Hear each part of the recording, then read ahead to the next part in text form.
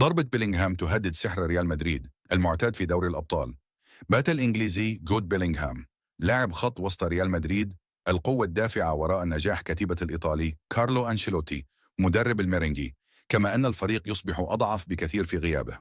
ويغيب بيلينغهام عن مواجهة ديربي مدريد التي تجمع الريال وأتلتيكو اليوم الثلاثاء ضمن منافسات دور الستة عشر لمنافسات دوري أبطال أوروبا على ملعب سانتياغو برنابيو.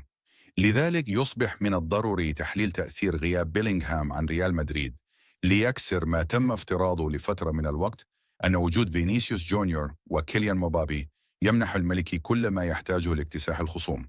واتضح مع بيلينغهام أن كرة القدم أكثر تعقيدا من ذلك، فعلى مدار الأشهر الماضية تمكن الميرينجي من التعامل مع غياب فينيسيوس، وتمكن من التأقلم مع إصابة رودريغو، بل وحتى الاعتماد على أكاديميته لسد الثغرات في الدفاع.